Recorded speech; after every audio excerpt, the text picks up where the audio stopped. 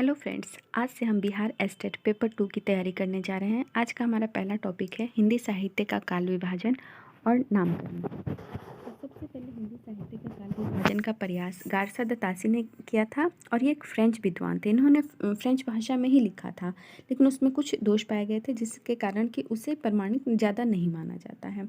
और इतिहास लेखन का जो दूसरा नामकरण किया था, जो एक सही तरीके से माना जाता है, वो जॉर्ज ग्रियर्सन के द्वारा किया गया था और इसे 11 भागों में विभाजित किया गया था। जॉर्ज ग्रियर्सन ने इसे 11 भागों में विभाजित किया और ये इंग्लिश भाषा में थी, ठीक है।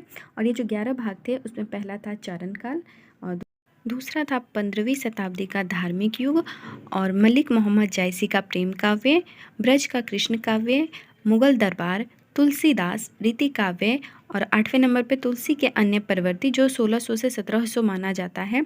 और 18वीं शताब्दी 10वां कंपनी के शासन में हिंदुस्तान और 11वां था विक्टोरिया के शासन में हिंदुस्तान। जॉर्ज ग्रियर्सन द्वारा इसका प्रकाशन इंग्लिश भाषा में किया गया था और इसमें पहली बार काल विभाजन का प्रयास किया गया था, जिस कारण कि इसे ज़्यादा प्रमाणिक माना जाता है।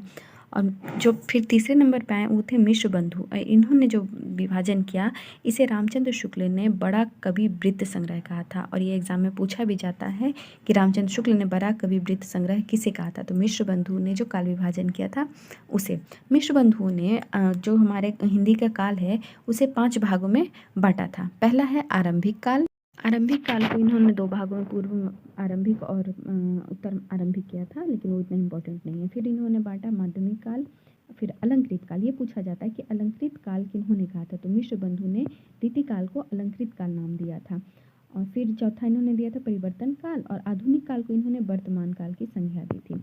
तो ये आज हमने कुछ विद्वानों के पढ़े हैं और ये पार्ट 1 है। इसका मैं पार्ट 2 भी जल्दी ही लाऊंगी। उम्मीद करती हूँ सबको पसंद आएगा।